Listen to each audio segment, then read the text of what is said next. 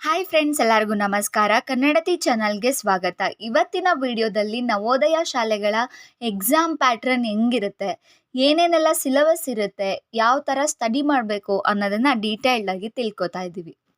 Last ವಿಡಿಯೋದಲ್ಲಿ ನಾವು exam procedure ಹೆಂಗೆ, ಯಾರೆಲ್ಲ ಅಪ್ಲೈ ಮಾಡ್ಬೋದು ಅದನ್ನು ತಿಳ್ಕೊಂಡಿದ್ವಿ. ಅದನ್ನು ನೋಡಿಲ್ಲ ಅಂದರೆ ಡಿಸ್ಕ್ರಿಪ್ಷನಲ್ಲಿ ಲಿಂಕ್ ಇದೆ, ನೀವು ಚೆಕ್ ಮಾಡ್ಬೋದು. ಸೊ ಸ್ಟಾರ್ಟ್ ಮಾಡೋಣ. ಫಸ್ಟ್, ನವೋದಯದಲ್ಲಿ ಸ್ಕೂಲಿಂದು ಯಾವುದೇ ಸಿಲೆಬಸ್ ಕವರ್ ಆಗೋದಿಲ್ಲ. ಸ್ಕೂಲ್ಗೂ ನವೋದಯಗೂ ಸಂಬಂಧನೇ ಇಲ್ಲ. ಸ್ಕೂಲ್ ಸಿಲೆಬಸ್ಸೇ ಕಂಪ್ಲೀಟ್ಲಿ ಬೇರೆ ಇರುತ್ತೆ. ನವೋದಯ ಸಿಲೆಬಸ್ ಮತ್ತು ಪ್ಯಾಟ್ರನ್ನೇ ಬೇರೆ ಇರುತ್ತೆ. ಕ್ವಶನ್ ಪೇಪರ್ ಬಂದ್ಬಿಟ್ಟು 100 ಮಾರ್ಕ್ಸ್ ಇರುತ್ತೆ. 100 ಮಾರ್ಕ್ಸಿಗೆ 3 ಪಾರ್ಟಲ್ಲಿ ಕ್ವಶನ್ ಪೇಪರ್ನ ಕೊಡ್ತಾರೆ. 100 ಮಾರ್ಕ್ಸಿಗೆ 3 ಪಾರ್ಟಲ್ಲಿ ಕ್ವಶನ್ ಪೇಪರ್ನ ಕೊಡ್ತಾರೆ. ಫಸ್ಟ್ ಪಾರ್ಟಲ್ಲಿ ಬರೀ ಮೆಂಟಲ್ ಎಬಿಲಿಟಿ ಇರುತ್ತೆ. ಮೆಂಟಲ್ ಎಬಿಲಿಟಿ ಅಂದರೆ ಇದರಲ್ಲಿ ಬರೆಯೋದು ಏನೂ ಇರಲ್ಲ, ಮಲ್ಟಿಪಲ್ ಚಾಯ್ಸ್ ಕೊಡ್ತಾರೆ ಮತ್ತು ಒಂದಷ್ಟು ಫಿಗರ್ಗಳನ್ನ ಕೊಡ್ತಾರೆ. ಆ ಫಿಗರ್ ಮ್ಯಾಚ್ ಮಾಡೋದನ್ನು ಮೆಂಟಲ್ ಎಬಿಲಿಟಿ, ಅದು ಫಸ್ಟ್ ಪಾರ್ಟ್ ಇರುತ್ತೆ. ಸೆಕೆಂಡ್ ಪಾರ್ಟಲ್ಲಿ ಮ್ಯಾಥಮೆಟಿಕ್ಸ್ ಇರುತ್ತೆ. ಇದು ಸ್ವಲ್ಪ ಹೈಯರ್ ಲೆವೆಲಲ್ಲಿ ಇರುತ್ತೆ. ಮಕ್ಕಳು ಬಿಗಿನಿಂಗಿಂದನೇ ಪ್ರಾಕ್ಟೀಸ್ ಮಾಡಿ ಅವನ್ನೆಲ್ಲ ಮನನ ಮಾಡಿಕೊಂಡು ಫಾರ್ಮುಲಾಗಳನ್ನ, ನಂಬರ್ ಆಫ್ ಕ್ವೆಶನ್ಸ್ ಜಾಸ್ತಿ ವರ್ಕ್ ಮಾಡಿದಾಗ ಮ್ಯಾಥಮೆಟಿಕ್ಸಲ್ಲಿ ಚೆನ್ನಾಗಿ ಸ್ಕೋರ್ ಮಾಡ್ಬೋದು. ಸೊ ಸೆಕೆಂಡ್ ಪಾರ್ಟ್ ಬಂದ್ಬಿಟ್ಟು ಮ್ಯಾಥಮೆಟಿಕ್ಸ್ ಇರುತ್ತೆ. Third part language test. Language ಟೆಸ್ಟಲ್ಲಿ ಏನು ಅಂದರೆ, ಒಂದು ಪ್ಯಾಸೇಜ್ ಅಥವಾ ಏನಂತೀವಿ, ಒಂದು ಸ್ಟೋರಿನೋ ಏನಾದರೂ ಒಂದು ಚಿಕ್ಕದಾಗೆ ಓದಕ್ಕೆ ಕೊಡ್ತಾರೆ. ಆ ಪ್ಯಾಸೇಜ್ ಮೇಲೇ 4 ಅಥವಾ 5 ಪ್ರಶ್ನೆ ಕೊಟ್ಟಿರ್ತಾರೆ. 5 ಪ್ರಶ್ನೆ ಕೊಟ್ಟಿರ್ತಾರೆ. ಆ ಪ್ರಶ್ನೆಗೆ ಮಲ್ಟಿಪಲ್ ಚಾಯ್ಸ್ ಕ್ವೆಶನ್ಸ್ ಥರ ಇರುತ್ತೆ. ಅದನ್ನು ಅವರು ಆ ಪ್ಯಾಸೇಜ್ನ ಅರ್ಥ ಮಾಡಿಕೊಂಡು ಆ ಕ್ವೆಶನ್ಗೆ ಉತ್ತರ ಕೊಡುವಂತಹ ಒಂದು ಎಬಿಲಿಟಿ ಮಕ್ಕಳಲ್ಲಿ ಇರಬೇಕು. ಇದನ್ನು ಚೆಕ್ ಮಾಡೋದಕ್ಕೆ ಲ್ಯಾಂಗ್ವೇಜ್ ಟೆಸ್ಟ್ ಅನ್ನೋ ಒಂದು ಪಾರ್ಟ್ನ ಇಟ್ಟಿದ್ದಾರೆ. ಕನ್ನಡ ಮೀಡಿಯಮ್ ತೊಗೊಂಡಿದ್ರೆ ಕನ್ನಡದಲ್ಲಿ ಪ್ಯಾಸೇಜ್ ಕೊಡ್ತಾರೆ. ಇಂಗ್ಲೀಷ್ ಮೀಡಿಯಮ್ ಇದ್ದರೆ ಇಂಗ್ಲೀಷಲ್ಲಿ ಪ್ಯಾಸೇಜ್ ಕೊಡ್ತಾರೆ. ಮಕ್ಕಳು ಯಾವ ಲ್ಯಾಂಗ್ವೇಜ್ನ ಅಪ್ಲಿಕೇಶನ್ ಹಾಕ್ಬೇಕಾದ್ರೆ ಚೂಸ್ ಮಾಡಿರ್ತಾರೋ ಆ ಲ್ಯಾಂಗ್ವೇಜಸ್ಸಲ್ಲೇ ಕ್ವೆಶನ್ಸು ಬರುತ್ತೆ ಎಲ್ಲವುದು. ಒಟ್ಟು 100 ಅಂಕಗಳಿಗೆ ಇರುತ್ತೆ. ಇದು ಮೆಂಟಲ್ ಎಬಿಲಿಟಿ 50 ಮಾರ್ಕ್ಸಿಗಿರುತ್ತೆ. ಮ್ಯಾಥಮೆಟಿಕ್ಸ್ ಕೂಡ 25 ಮಾರ್ಕ್ಸಿಗಿರುತ್ತೆ. ಲ್ಯಾಂಗ್ವೇಜ್ ಟೆಸ್ಟು 25 ಮಾರ್ಕ್ಸಿಗೆ ಇರುತ್ತೆ. ಟೋಟಲಿ 100 ಮಾರ್ಕ್ಸಿಗೆ ಇಲ್ಲಿ ಎಕ್ಸಾಮ್ನ ಬರೀತಾರೆ. ಎಕ್ಸಾಮು ರಿಟರ್ನ್ ಫಾರ್ಮಲ್ಲಿರಲ್ಲ. ಇಲ್ಲೇನಂದರೆ OMR ಶೀಟ್ಸ್ನ ಕೊಡ್ತಾರೆ. OMR ಶೀಟ್ಸ್ ಅಂದರೆ ಈ ಥರ ಇರುತ್ತೆ. ಯಾವುದು ಸರಿ ಆನ್ಸರ್ ಇರುತ್ತೋ ಅದಕ್ಕೆ ಮಕ್ಕಳು ಶೇಡಿಂಗ್ನ ಮಾಡಬೇಕಾಗುತ್ತೆ. ಬರೀ ಶೇಡಿಂಗ್ ಇರುತ್ತೆ, ಇಲ್ಲಿ ಯಾವುದೇ ಥರ ರೈಟಿಂಗ್ ಇರೋದಿಲ್ಲ. ಸೊ ಇದಿಷ್ಟು ಸೆಕ್ಷನ್ ಬಗ್ಗೆ. 3 ಸೆಕ್ಷನ್ ಇರುತ್ತೆ. ಮೆಂಟಲ್ ಎಬಿಲಿಟಿ, ಮ್ಯಾಥಮೆಟಿಕ್ಸ್ ಗಣಿತ ಮತ್ತು ಲ್ಯಾಂಗ್ವೇಜ್ ಟೆಸ್ಟ್ ಭಾಷೆಯನ್ನು ಚೆಕ್ ಮಾಡೋದಕ್ಕೆ ಇರೋವಂಥದ್ದು. ಸೊ ಡೀಟೇಲ್ಡಾಗಿ ನೋಡೋದಾದರೆ, ಮೆಂಟಲ್ ಎಬಿಲಿಟಿಯಲ್ಲಿ ನಾವು 10 ಚಾಪ್ಟರ್ನ ಕವರ್ ಮಾಡಬೇಕಾಗುತ್ತೆ. ಇಲ್ಲಿ ಹೆಂಗೆ ಅಂದರೆ ಎಲ್ಲ ಫಿಗರಲ್ಲೇ ಡೀಲ್ ಮಾಡ್ತೀವಿ, but different odd man out ಅಂದರೆ ಗುಂಪಿಗೆ ಸೇರಿದ ಪದ ಅನ್ನೋ ಥರ ಒಂದು 4 ಚಿತ್ರ ಕೊಟ್ಟಿರ್ತಾರೆ. ಆ 4 ಚಿತ್ರಗಳಲ್ಲಿ ಯಾವುದು ಡಿಫ್ರೆಂಟ್ ಇದೆ ಅದನ್ನು ನೀವು ತೆಗೀರಿ, ಹೊರಗೆ ತೆಗೀರಿ ಅಂತ ಹೇಳಿ ಕೇಳಿರ್ತಾರೆ. ಸೊ ಈ ಥರ ಇವಾಗ ನಾವಿಲ್ಲಿ ಒಂದು ಎಕ್ಸಾಂಪಲ್ ನೋಡೋದಾದರೆ, ಇಲ್ಲಿ ನೋಡಿ, ಈ ಥರ 4 ಫಿಗರ್ ಕೊಟ್ಟಿದ್ದಾರೆ ಅಂದರೆ ಇಲ್ಲಿ ಯಾವುದು ವಿಭಿನ್ನವಾಗಿದೆ, 2ನೇ ಆಪ್ಷನ್ ವಿಭಿನ್ನವಾಗಿದೆ. ಇದಕ್ಕೂ ಕೂಡ ಆಪ್ಷನ್ಸ್ನ ಕೊಡ್ತಾರೆ. ಇದು odd man out. Figure matching ಅಂದರೆ, ಒಂದು ಚಿತ್ರನ ಕೊಟ್ಟಿರ್ತಾರೆ, ಆಪ್ಷನಲ್ಲಿ 3 ಚಿತ್ರನ ಕೊಟ್ಟಿರ್ತಾರೆ. ಇಲ್ಲಿ ಯಾವ ಚಿತ್ರ ಇದೆಯೋ ಅದೇ ಥರ ಚಿತ್ರನ ಇಲ್ಲಿ ಚೂಸ್ ಮಾಡಬೇಕಾಗುತ್ತೆ. ಅದು ಫಿಗರ್ ಮ್ಯಾಚಿಂಗ್ ಅಂದರೆ ಸೇಮ್ ಯಾವ ಫಿಗರ್ ಇದೆ ಅಂತ ಐಡೆಂಟಿಫೈ ಮಾಡಿ OMR ಅಲ್ಲಿ ಫಿಲ್ ಮಾಡಬೇಕು. ಪ್ಯಾಟ್ರನ್ ಕಂಪ್ಲೀಷನ್ ಅಂದರೆ 3 ಚಿತ್ರ ಅವರೇ ಕೊಟ್ಟಿರ್ತಾರೆ, 4ನೇ ಚಿತ್ರನ ನಾವು ಫಿಲ್ ಮಾಡಬೇಕಾಗುತ್ತೆ. ಏನೋ ಒಂದು ಪ್ಯಾಟ್ರನ್ನು, ಒಂದರಲ್ಲಿ 2-3 ಲೈನ್ಸ್ ಇರೋದು, ಇನ್ನೊಂದರಲ್ಲಿ 3 ಕೊಟ್ಟಿರ್ತಾರೆ, ಇನ್ನೊಂದು 4 ಮಾಡಬೇಕಾಗುತ್ತೆ. ಈ ಥರ 3 ಫಿಗರ್ನ ಕೊಟ್ಟಿರ್ತಾರೆ, ಇನ್ನೊಂದನ್ನ ನಾವೇ ಫಿಲ್ ಮಾಡಬೇಕು. ಅದು ಪ್ಯಾಟ್ರನ್ ಕಂಪ್ಲೀಷನ್. ಎಲ್ಲ ಟಾಪಿಕ್ಸ್ ಮೇಲೂ 5 ಪ್ರಶ್ನೆಯನ್ನು ಖಂಡಿತವಾಗ್ಲೂ ಕೊಡ್ತಾರೆ. ಇದನ್ನೆಲ್ಲ ನಾವು ಅಪ್ಕಮಿಂಗ್ ವೀಡಿಯೋಸಲ್ಲಿ ಸಿಲೆಬಸ್ ವೈಸು ಒಂದೊಂದನ್ನೇ ಪ್ರಾಕ್ಟೀಸ್ ಮಾಡ್ತೀವಿ. So stay tuned.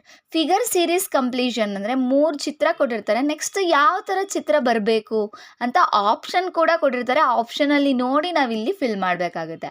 ಅನಾಲಜಿ ಅಂದರೆ ಇಲ್ಲೂ ಕೂಡ 2 ಚಿತ್ರನ ಕೊಟ್ಟಿರ್ತಾರೆ, 2ಕ್ಕೂ ಏನೋ ಒಂದು ಸಂಬಂಧ ಇರುತ್ತೆ.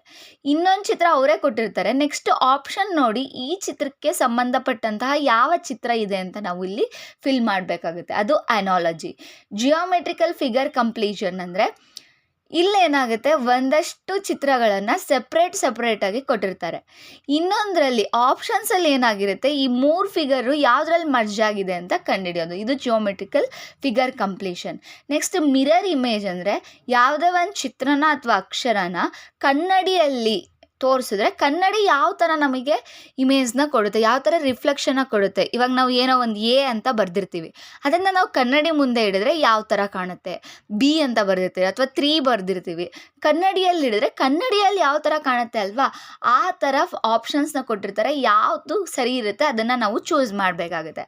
ಪಂಚ್ ಡೋಲ್ ಪ್ಯಾಟ್ರನ್ ಅಥವಾ ಪೇಪರ್ ಕಟ್ಟಿಂಗ್ ಅಂದರೆ ಒಂದು 4 ಭಾಗ ಇಲ್ಲಿದೆ ಅಲ್ವಾ, ಉದಾಹರಣೆಗೆ ಈ ಥರ ಇರುತ್ತೆ, ಹೆಂಗೆ ಓಪನ್ ಮಾಡಿದ್ರೆ ಯಾವ ಥರ ಆಗುತ್ತೆ ಅಂತ.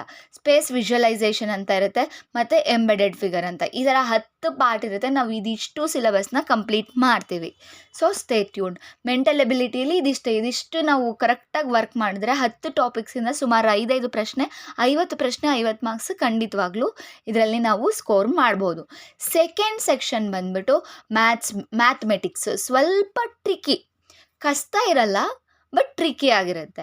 ಕರೆಕ್ಟಾಗಿ ವರ್ಕ್ ಮಾಡಿದ್ದೆ ಆದರೆ ನಾವು ಎಕ್ಸಾಮ್ ಪಾಸ್ ಆದರೆ ಸೀಟು, ಪಾಸ್ ಆಗಲಿಲ್ಲ ಅಂದರೆ 8ನೇ ಕ್ಲಾಸ್ವರೆಗೂ ಮ್ಯಾಥ್ಸ್ ತಲೆ ಕೆಡಿಸ್ಕೊಳ್ಳೋದೇ ಬೇಡ, ಅಷ್ಟು ಸಿಲೆಬಸ್ನ ನಾವು ಇಲ್ಲಿ ಕವರ್ ಮಾಡ್ತೀವಿ. ಸೊ ಇಲ್ಲಿ ನಂಬರ್ ಸಿಸ್ಟಮ್ ಫಸ್ಟ್ ಕೊಟ್ಟಿದ್ದಾರೆ. ಇದರಲ್ಲಿ ಹೆಂಗೆ ಅಂದರೆ ಆಡ್ ನಂಬರ್ಸ್, ಓಲ್ಡ್ ನಂಬರ್ಸ್, ಈ ಥರ ನಂಬರ್ ಮೇಲೆ ಬೇಸಿಕ್ಸ್ ಕ್ವೆಶನ್ಸ್ ಇರುತ್ತೆ. ಇಲ್ಲೂ ಕೂಡ ಅದನ್ನೇ ಕಂಪ್ಲೀಟ್ ಮಾಡ್ತಾರೆ. Next fraction, addition, multiplication, subtraction ಇದಿಷ್ಟನ್ನು ಕಲಿತೀವಿ. ಫ್ಯಾಕ್ಟರ್ಸ್, ಮಲ್ಟಿಪ್ಲೈಸ್ ಇದೆಲ್ಲದನ್ನು ಇಲ್ಲಿ ಕಲಿತೀವಿ. ಇದು ತುಂಬ ಇಂಟ್ರೆಸ್ಟಿಂಗ್ ಆಗಿರುತ್ತೆ ಚಾಪ್ಟರ್. LCM, HCF ಇರುತ್ತೆ. ಡೆಸಿಮಲ್ ಮತ್ತು ಫಂಡಮೆಂಟಲ್ ಆಪ್ರೇಷನ್ ಆನ್ ದೆಮ್ ಅಂದರೆ ಇವಾಗ 0.5, 7.6 ಈ ಥರ ನಂಬರ್ಸ್ನ ಹೆಂಗೆ ಆ್ಯಡ್ ಮಾಡೋದು, ಸಬ್ಸ್ಟ್ರಾಕ್ಷನ್ ಮಾಡೋದು, ಮಲ್ಟಿಪ್ಲಿಕೇಶನ್ ಮಾಡೋದು, ಡಿವಿಷನ್ ಮಾಡೋದು, ಎಲ್ಲದ್ರ ಬಗ್ಗೆ ಈ ಚಾಪ್ಟರಲ್ಲಿ ಕವರ್ ಮಾಡ್ತೀವಿ. ಸ್ಕ್ವೇರ್ ಆ್ಯಂಡ್ ಸ್ಕ್ವೇರ್ ರೂಟ್ಸ್ ಗೊತ್ತೇ ಇರುತ್ತೆ. ಇವಾಗ 4 ಅಂದರೆ √4 ಅಂದರೆ ಎಷ್ಟು, 2. ಅದೇ 2 ಸ್ಕ್ವೇರ್ ಅಂದರೆ 4. ಈ ಥರ ಇನ್ನು ಅಪ್ಲಿಕೇಶನ್ ಲೆವೆಲಲ್ಲಿ ಕ್ವೆಶನ್ಸ್ನ ಕೇಳ್ತಾರೆ. ಮೆಷರ್ಮೆಂಟ್ ಈ ಚಾಪ್ಟರಲ್ಲಿ ಹೆಂಗೆ ಅಂದರೆ ಎಲ್ಲದು ಮೀಟರ್ಸು, ಸೆಂಟಿಮೀಟರ್ಸು ಯಾವ್ದ್ಯಾವುದು ಇದೆ ಅಲ್ವಾ, ಅದೆಲ್ಲದನ್ನು ಕನ್ವರ್ಷನ್ಸ್ನ ಕಲ್ತ್ಕೋತೀವಿ. ಇವಾಗ 1 ಮೀಟರ್ ಅಂದರೆ 100 ಸೆಂಟಿಮೀಟರ್ ಅಂತ, ಈ ಥರ ಒಂದು 20 ಫಾರ್ಮುಲಾಸ್ನ ಕಲ್ತ್ಕೊಂಡು ಅದ್ರ ಮೇಲೆ ಪ್ರಾಬ್ಲಮ್ಸ್ನ ಮಾಡ್ತೀವಿ. ತುಂಬಾ interesting and tough and tricky chapter ಇದಾಗಿರುತ್ತೆ. ಇದು ಚೆನ್ನಾಗಿರುತ್ತೆ ಕಲ್ತ್ಕೊಳ್ಳೋದಕ್ಕೆ. ಅಪ್ರಾಕ್ಸಿಮೇಷನ್ ಇದು ಈಸಿಯೆಸ್ಟ್ ಚಾಪ್ಟರ್. ಮತ್ತು ಆವ್ರೇಜ್ ಇದು ನಾವು ದಿನನಿತ್ಯ ತುಂಬ ಬಳಸೋವಂಥ ಕಾನ್ಸೆಪ್ಟ್. ಆವ್ರೇಜ್ ಮೇಲೇ ವರ್ಡಿಂಗ್ ಪ್ರಾಬ್ಲಮ್ಸ್ ತುಂಬ ನೋಡ್ತೀವಿ. ಪರ್ಸೆಂಟೇಜ್ ಆ್ಯಂಡ್ ಇಟ್ಸ್ ಅಪ್ಲಿಕೇಶನ್ ಇದು ತುಂಬ ಚೆನ್ನಾಗಿರುತ್ತೆ. ಈ ಚಾಪ್ಟರ್ ಬೇಸಿಸ್ ಮೇಲೆ ಪ್ರಾಫಿಟ್ ಲಾಸ್ ಡಿಸ್ಕೌಂಟ್ ಮಕ್ಕಳು 5ನೇ ಕ್ಲಾಸಿಗೆ ಈ ಎಲ್ಲ ಫಾರ್ಮುಲಾಸ್ನ ಕಲ್ತ್ಕೋತಾರೆ. ಈ ಫಾರ್ಮುಲಾ ಸ್ಟೇಟ್ ಸಿಲೆಬಸ್ ಆಗಲಿ, ICSE ಆಗಲಿ 6th, 7th, 8th ಬರುತ್ತೆ. 8th ಸ್ಟ್ಯಾಂಡರ್ಡ್ ಮಕ್ಕಳು ಮಾಡೋ ಅಂತಹ ಲೆಕ್ಕಗಳನ್ನ 5ನೇ ಕ್ಲಾಸಲ್ಲೇ ಮಾಡೋದನ್ನು ಕಲಿತಾರೆ ಮಕ್ಕಳು. ನಿಜವಾಗ್ಲೂ ಇದಕ್ಕೆ ಪ್ರಿಪೇರ್ ಮಾಡಿದ್ದಾದರೆ ಸಿಂಪಲ್ ಇಂಟ್ರೆಸ್ಟ್, ಸರಳ ಬಡ್ಡಿ ಅಂತ ಕರಿತೀವಲ್ಲ ಅದು, ರೇಷಿಯೋ ಆ್ಯಂಡ್ ಪ್ರೊಪೋರ್ಷನ್ ಇರುತ್ತೆ, ಸ್ಪೀಡ್, ಡಿಸ್ಟೆನ್ಸ್ ಆ್ಯಂಡ್ ಟೈಮ್ ಇದರಲ್ಲೂ ಕೂಡ ವರ್ಡಿಂಗ್ ಪ್ರಾಬ್ಲಮ್ಸ್ ಇರುತ್ತೆ. ಮತ್ತು ಇಲ್ಲಿ ವರ್ಕ್ ಪ್ರಾಬ್ಲಮ್ಸ್ ಕೂಡ ಬರುತ್ತೆ. ಟೈಪ್ಸ್ ಆಫ್ ಆ್ಯಂಗಲ್ ಇದು ಜಿಯೋಮೆಟ್ರಿ, ಇದರಲ್ಲಿ ಸ್ವಲ್ಪನೇ ಕವರ್ ಮಾಡ್ತಾರೆ, ಬಟ್ ಈಸಿಯಾಗಿ ಕಲಿಬೋದು. ನೆಕ್ಸ್ಟು ಏರಿಯಾ, ಪರಿಮೀಟರ್, ವಾಲ್ಯೂಮ್ ಇದರಲ್ಲಿ ಸ್ಕ್ವಯರ್, ಡಯಾಗನಲ್ಲು, ರೆಕ್ಟ್ಯಾಂಗಲ್ಲು, ಕ್ಯೂಬಾಯ್ಡು ತುಂಬ ಫಾರ್ಮುಲಾಸ್ನ ಕಲ್ತ್ಕೋತೀವಿ. ಅದ್ರ ಮೇಲೆ ಅಪ್ಲಿಕೇಶನ್ ಲೆವೆಲ್ ಕ್ವೆಶನ್ಸ್ನ ಸಾಲ್ವ್ ಮಾಡ್ತೀವಿ. ಪ್ಯಾಟ್ರನ್ಸ್ ಕೂಡ ಈಸಿ ಇರುತ್ತೆ. ಮತ್ತು ಡೇಟಾ ಇಂಟರ್ಪ್ರಿಟೇಷನ್ ಈಸಿ, ಇದರಿಂದ ಕಂಪಲ್ಸರಿ ಎಕ್ಸಾಮಲ್ಲಿ ಇದೇ ಇರುತ್ತೆ. ಸಿಂಪ್ಲಿಫಿಕೇಷನ್ ಆಫ್ ನ್ಯೂಮರಿಕಲ್ ಎಕ್ಸ್ಪ್ರೆಷನ್ಸ್ ಅಂದರೆ ಒಂದು ದೊಡ್ಡ ಈಕ್ವೇಷನ್ ಇರುತ್ತೆ, ಅದನ್ನು ಮಕ್ಕಳು ಸಾಲ್ವ್ ಮಾಡೋದು 5ನೇ ಕ್ಲಾಸ್ಗೆ ಕಲ್ತ್ಕೋತಾರೆ. ಸೊ ಇದಿಷ್ಟು ಮ್ಯಾಥ್ಸ್ ಸಿಲೆಬಸ್ ಬಗ್ಗೆ. ಇಷ್ಟು ಟಾಪಿಕ್ಸ್ನ ನಾವು ಕವರ್ ಮಾಡಿಕೊಂಡ್ರೆ ಇದರಿಂದ ಆಚೆ ಯಾವ ಕ್ವೆಶನ್ಸ್ದು ಕೇಳಲ್ಲ. ಇದರಲ್ಲಿ ಎಷ್ಟೊಂದು ಕೇಳೋದೇ ಇಲ್ಲ. ಇವಾಗ 2025 ಪೇಪರಲ್ಲಿ ಆ್ಯಾವ್ರೇಜಿಂದ ಕ್ವೆಶನ್ನೇ ಕೇಳಿರಲಿಲ್ಲ, ತುಂಬ ವರ್ಕ್ ಮಾಡಿದರೂ ಕ್ವೆಶನ್ನೇ ಕೇಳಿರಲಿಲ್ಲ. ಈ ಥರನೂ ಆಗುತ್ತೆ. ಆ್ಯಂಡ್ ಸ್ಕ್ವೇರ್ ರೂಟ್ಸಲ್ಲೂ ತುಂಬ ಕ್ವೆಶನ್ಸ್ ಕೇಳೇ ಇರಲಿಲ್ಲ. ಬಟ್ ಇದನ್ನು ಆ್ಯಕ್ಚುಲಾಗಿ ಪ್ರಿಪೇರ್ ಮಾಡಿದ್ರೆ ಮಕ್ಕಳಿಗೆ ಫ್ಯೂಚರಲ್ಲಿ ತುಂಬ ಹೆಲ್ಪ್ ಆಗುತ್ತೆ. ನೆಕ್ಸ್ಟ್ ಇದಿಷ್ಟು ಸೆಕ್ಷನ್ 1 ಮತ್ತು ಸೆಕ್ಷನ್ 2. ಇಲ್ಲಿ 20 ಪ್ರಶ್ನೆ ಇರುತ್ತೆ, 20 ಕ್ವೆಶನ್ಸ್ ಇರುತ್ತೆ, 25 ಮಾರ್ಕ್ಸ್ಗೆ ಇರುತ್ತೆ. ಎಷ್ಟು ಮಾರ್ಕ್ಸ್ಗೆ ಇರುತ್ತೆ? 25 ಮಾರ್ಕ್ಸ್ಗೆ ಇರುತ್ತೆ. ನೆಕ್ಸ್ಟ್ ಥರ್ಡ್ ಸೆಕ್ಷನ್ ಬಂದುಬಿಟ್ಟು ಲ್ಯಾಂಗ್ವೇಜ್ ಟೆಸ್ಟ್. ಮಕ್ಕಳಿಗೆ ಭಾಷೆಯಲ್ಲಿ ಎಷ್ಟು ಗ್ರಿಪ್ ಇದೆ, ಅವ್ರು ಎಷ್ಟು ಅರ್ಥ ಮಾಡ್ಕೊಂಡು ಬಲ್ಲರು ಅನ್ನೋದನ್ನು ಚೆಕ್ ಮಾಡೋದಕ್ಕೆ ಲ್ಯಾಂಗ್ವೇಜ್ ಟೆಸ್ಟ್ನ ಕೊಡ್ತಾರೆ. ಇಲ್ಲಿ 4 ಪ್ಯಾಸೇಜ್ನ ಕೊಡ್ತಾರೆ.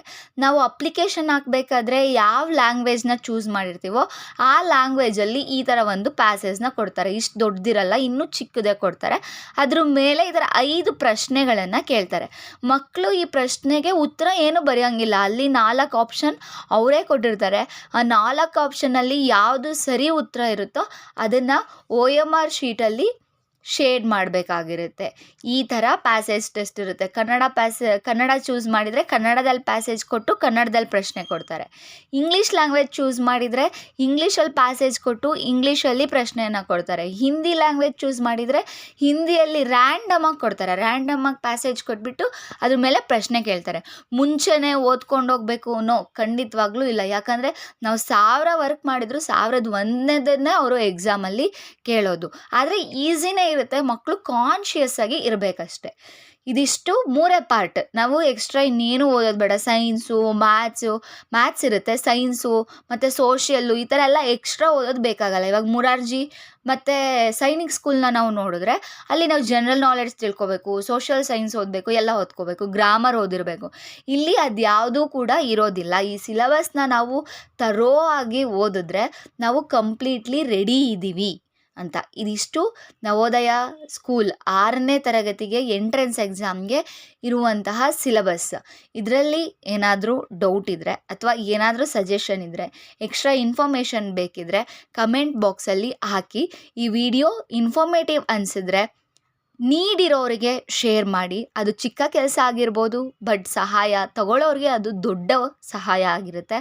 ಸೊ ಹಂಗಾಗಿ ಯಾರ್ಯಾರು ನವೋದಯಗೆ ಪ್ರಿಪೇರ್ ಆಗ್ತಿದ್ದಾರೆ ಅವರು ಫೇಲ್ ಆಗಲಿ ಬಿಡಲಿ, ಪ್ರಿಪೇರ್ ಆಗಿ ಅಂತ ಮೋಟಿವೇಶನ್ ಕೊಡೋದಕ್ಕೆ ವಿಡಿಯೋನ ಶೇರ್ ಮಾಡಿ, ಲೈಕ್ ಮಾಡಿ, ಸಬ್ಸ್ಕ್ರೈಬ್ ಮಾಡಿ.